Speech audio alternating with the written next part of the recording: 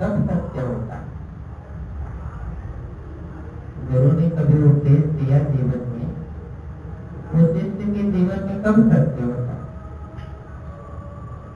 जिस दिन वो सत्य होता है या शिष्य को लगता है कि गुरु ने कभी कुछ कहा था मुझे, वो मेरे जीवन के मार्ग में आज उसका कुछ अनुभव हुआ, आज उसकी सत्यता की परख मिली, उसकी पहचान मिली, तब तो आप लाइन पर रहते हैं, तब आप लाइन पर कहीं न कहीं आप लाइन पर हैं। जो भक्ति की लाइन है, गुरु के उपदेश की लाइन में हो। और यदि जीवन में ऐसा अवसर नहीं आया तो ठीक है, उपदेश ले लिया आपने, सोचते हो कि मैंने उपदेश लिया है, लेकिन वो उतना ही है, वो जीवन में कभी आया नहीं, उसकी परख जीवन में कभी नहीं आई। और परख जीवन में नहीं आने के कारण ही न हम गुरु की ऊंचाई को समझते हैं, न उनके उपदेश को समझते। गुरु की ऊंचाई क्या है ये भी नहीं समझते, और उनके उपदेश को भी नहीं समझते।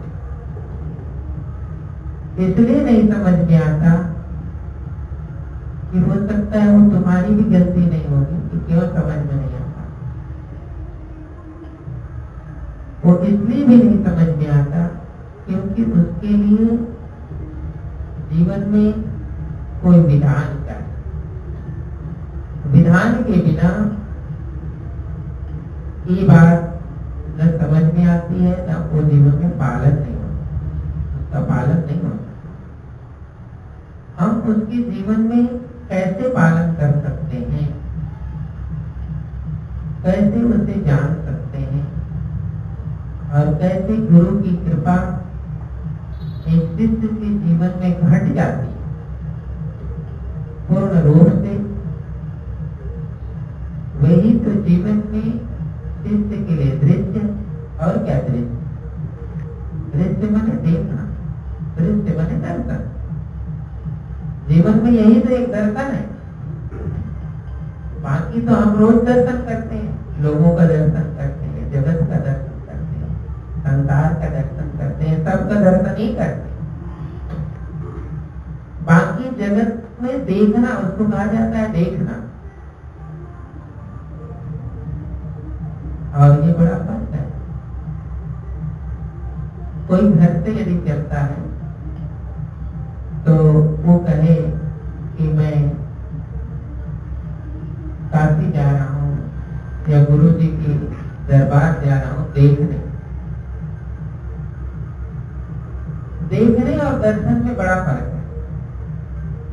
तुम्हें नहीं लगता कि वो शब्द का ही अंतर है कि क्या अंतर है?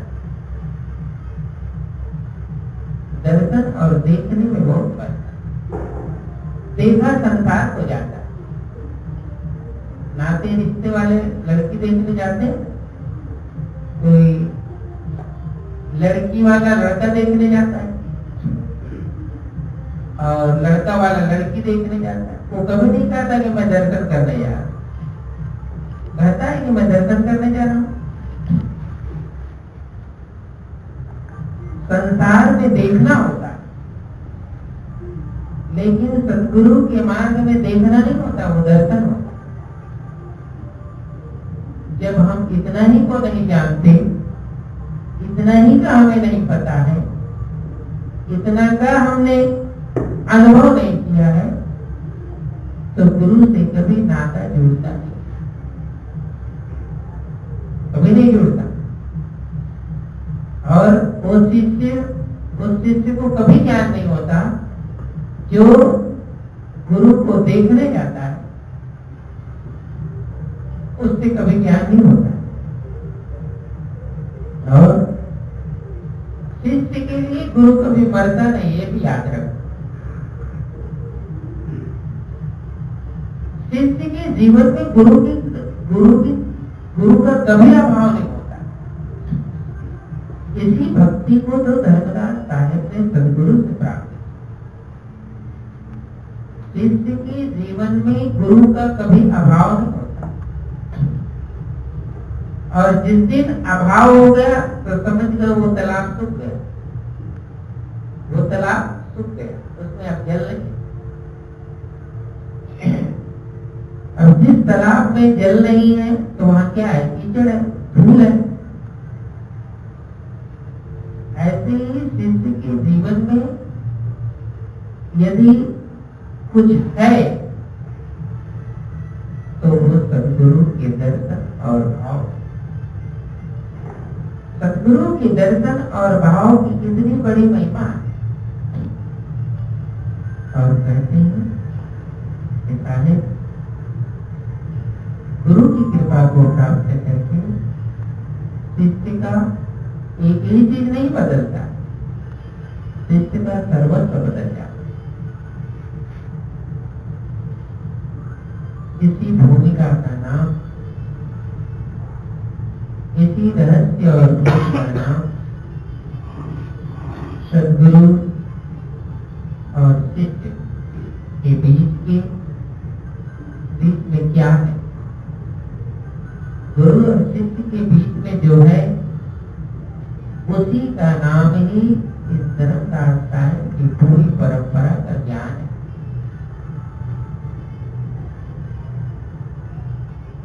कोई पोथी का नाम इस परंपरा में ज्ञान नहीं,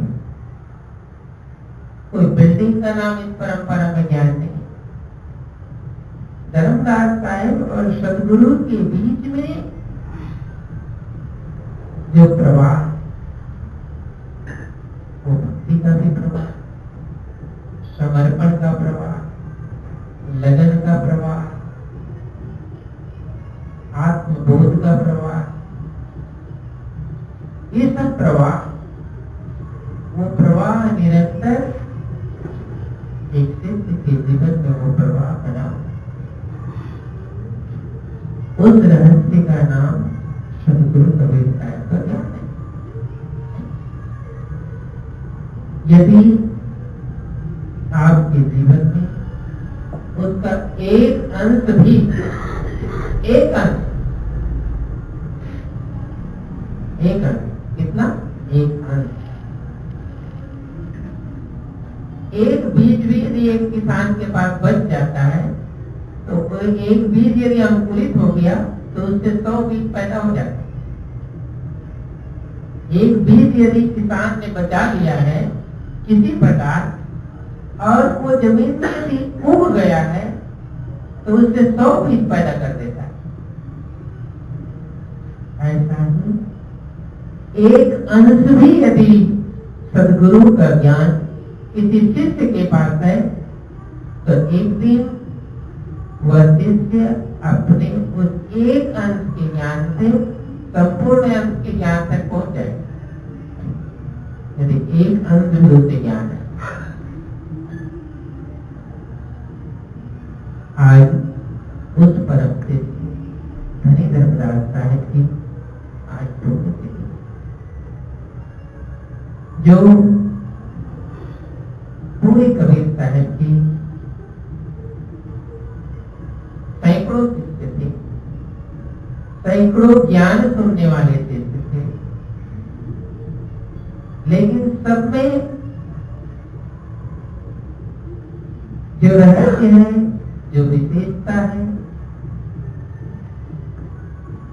जो श्रद्धा पक्ष है और सद्गुरु की भक्ति के धन को संभाल सकने वाला पक्ष है, वो धर्मदास, वो धर्मदास है। इसलिए ये पूरी भक्तिमान पूरा साहिब का ज्ञान मान ये किसी परंपरा से मिलता है। इसलिए हमारे पास पूनम की बहुत बड़ा महत्व है, लेकिन ये महत्व किसके लिए? ये पूनम का महत्व है तो वो किसके लिए?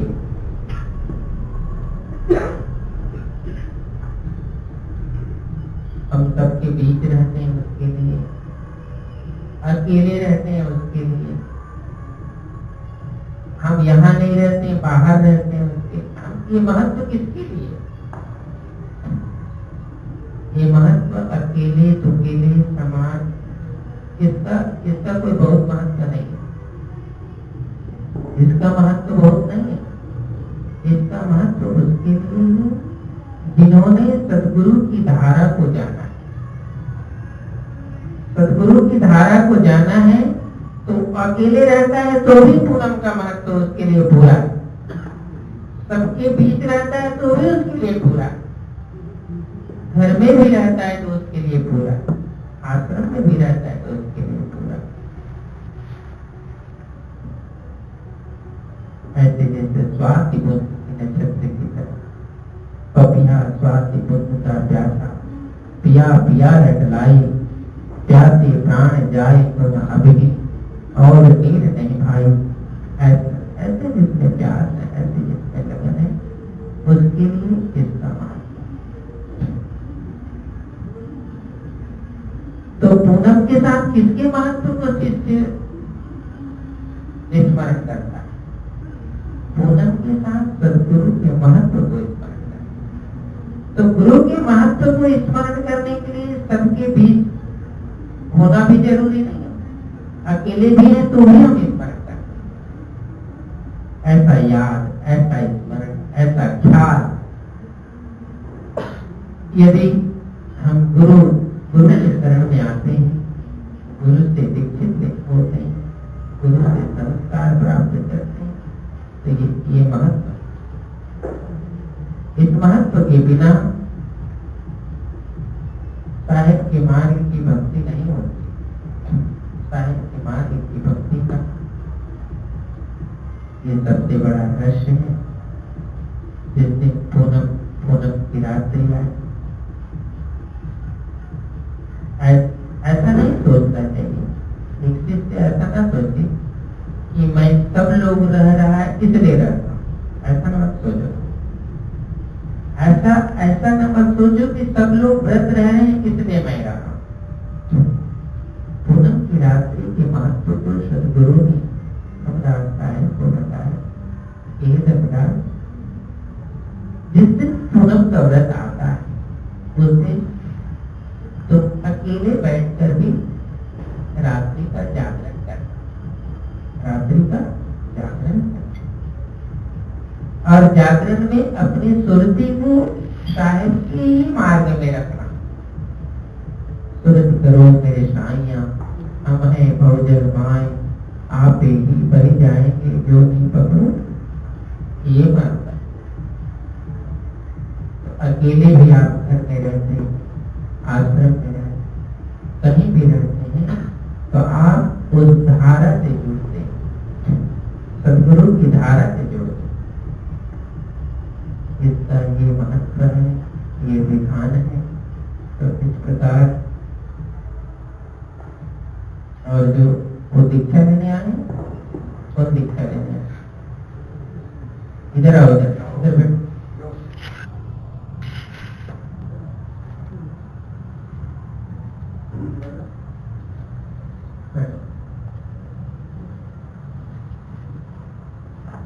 ध्यान से सुनना है, क्योंकि आज आप जहां आए हो ये मार्ग सरल है, ये मार्ग सरल है, ये मार्ग कठिन। संसार की भक्ति, देवी देवता तीर्थ व्रत की भक्ति और सदगुरु की भक्ति में बड़ा फासला है, बड़ा अंतर है। ये बड़ा फासला है, बड़ा अंतर। इसलिए सदगुरु की भक्ति का मार्ग ये कठिन है। इसको निभाना, इसको पालन करना और अपने मन को समझा पाना सदगुरु के चरणों, सदगुरु के शब्द में, सदगुरु की पूजा में, सदगुरु उपासना में, सदगुरु की भक्ति में, तो इससे संबंध जोड़ने का फल देगा। और यदि आधा इधर रहे और आधा उधर रहे तो उसका कोई फल मिलने वाला नहीं है। मैं आज ही बता दूं, ठीक है।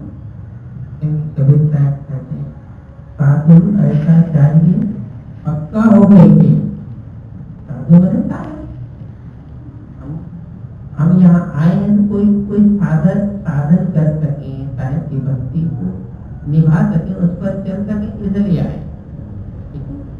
तो साहिब का उपदेश है साधु ऐसा चाहिए पक्का होके के कच्चा सरसों तेल के खरी भजाना दे। किसान हो आप, किसान। साहब ने आपके घर का ही उदाहरण दे। साहब कहते हैं यदि तुम भक्ति किसी की कर रहे हो तो उसको पूरा करो, आधा मत करो, उसको आधा मत करो, क्योंकि आधा करने से तुमको फल भी नहीं मिलेगा और तुम्हारा समय भी चला जाएगा। फल भी नहीं मिला और समय भी चला गया। तो साहब ने उदाहरण दिया, तुम्हारे किसान के घर का ही उदाहरण दिया। सरसों आप खेत में लगा, सरसों में दाना यदि आ गया, वो पका नहीं है, उसको काट दो, उसका तेल बनेगा कि खली बनेगी? कुछ नहीं बनेगा। साहब ने कहा ऐसे ही यदि भक्ति भी कच्ची है तो उसका कुछ नहीं बनना है। जैसे कच्चा सरसों का कुछ नहीं बनेगा, वैसे ही कच्ची भक्ति का भी कुछ बनने वाला वो नहीं बनेगा। सरसों यदि पक गया है तो तेल भी बनेगा और खली भी बनेगी। ये साहब को इसलिए आज संकल्प करके साहब के सामने जगत दुनिया दारी क्या कहेगा क्या नहीं कहेगा, इसकी चिंता छोड़ के आना। इसकी चिंता छोड़ के आएगा तभी भक्ति चलती है।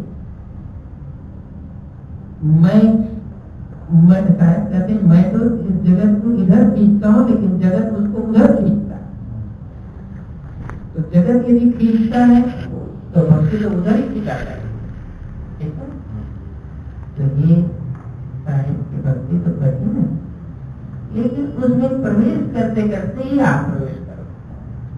उतनी लगन चाहिए, उतना भाव चाहिए, उतना मन को यदि हम समझा सकें तो ये साहिब के मार्ग में टिकना। नहीं तो तुम बाद में कहोगे साहिब मैंने तो ये मार्ग को पाया अपनाया, लेकिन ये कुछ नहीं। इसलिए आज बड़ा ही पुण्य का अवसर है कि आज जिन्होंने इस पूरी परंपरा को सद्गुरु से भक्ति प्राप्त करके चलाया, वो शिष्य दरिद्र पुण्य उनकी पुण्य तिथि है। जगन्नाथपुरी के उस स्थान पर जहाँ साहिब आशा गाड़कर समुद्र हटा दिए थे, उस स्थान पर धर्मराज साहिब अपनी धर्मपत्नी आमिर माता के साथ जाकर के सद्गुरु के उसी चरण के नीचे बैठ करके अपने शरीर का त्याग कर दिया, लेकिन वापस अपने संसार में नहीं आया। वापस संसार में आया ऐसे साहिब को उन्होंने भक्ति की। ये पूरी परंपरा, ये पूरी पूजा आरती उपासना और भी जब तुम दीक्षित होकर जाना यहाँ से, तो घर में वो महात्मा वो है, उनको बुलाकर पूजा करवाना। देवी देवता सनातन धर्म की पूजा, गुरु की पूजा करवाना। ये चौका आरती है, संध्या आरती है, मंगल आरती, ये विधान करवाना। क्योंकि जिस मार्ग पर चल रहे हैं उस मार्ग का विधान होना चाहिए। मार्ग पर हम दूसरे चल रहे हैं, विधान दूसरा करते हैं, शब्द तीसरा करते हैं, तो वो तो कहीं तालमेल नहीं है। भक्ति का तालमेल क्या है? तो अब जब भी तुम अपने घर में, चाहे नया घर हो, तो घर में किसी का जन्म हो, तो कोई भी मंगल का काम हो, तो गुरु को बुला कर, ठीक है? तो तुम्हारी जो जिस दिशा पर तुम चल रहे हो उस दिशा को शक्ति मिलती है, उस दिशा को शक्ति मिलती है। इसलिए ये साहिब के मार्ग में जब भी चाहे हम आश्रम में रहे तो, घर में रहे तो, परिवार में रहे तो, सद्गुरु के विधान की पूजा होनी चाहिए। पूजा साल में 2 साल जब तुम्हें अवसर मिलता है तो गुरु को बुलाकर सत्संग, चौका, आरती, विधान, ये परंपरा की पूजा है। वही एक भक्त के घर में होना चाहिए। तो इस प्रकार आज साहिब के इस विधान का महत्व है। और कल होली का भी हुआ तो संसार की होली तो कीचड़ पानी का होता है। संसार की होली कीचड़ पानी का होता है। साहिब के भजन होली के बहुत है, बहुत भजन है। लेकिन साहिब ने एक शिष्य के लिए होली गौते, मेरे पिया बसे परदेश होली कासन खेलो। साहिब कहते हैं मेरे पिया तो परदेश में, अब होली में किसके साथ खेलूंगा? क्योंकि होली खेलने के लिए मेरे मार्ग में तमाम बाधाएं हैं और वो बाधा है, इसलिए मेरे पिया से कभी मेरा रिश्ता जुड़ता। मेरे पिया बसे परदेश होली कासन, ये बहुत रहस्य के पद सदगुरु ने बताया। हम कीचड़ पानी की होली तो संसार के साथ खेलते ही चले आ रहे, लेकिन सदगुरु के मार्ग में साहिब ने कहा अपने सदगुरु प्रीतम है, उसे ज्ञान भक्ति की रंग से होली खेलना जो रंग कभी छूटता भक्ति के मार्ग है। तो ये सदगुरु ने तो ये उपदेश दिया और इस उपदेश को अच्छा धारण करना, इसका पालन करना, तो इसका है समाज में आने का ये बात मिले। और आज भक्त रविवार लंदन से आए, पूनम की आज पवित्र दिन, पवित्र रात्रि में उन्होंने मंगल आरती का दर्शन किया और आप सबको भी इसका दर्शन करने का अवसर मिला। तो ये हमारी गुरु परंपरा सबसे बड़ी पूजा, सबसे बड़ा बंधन, सबसे बड़ा दर्शन, ये सब पूजा गुरु की कीजिए। सब पूजा निर्माण जन शक्ति बोध स्वरूप ये सारे दिया और सदगुरु कबीर साहिब की जय।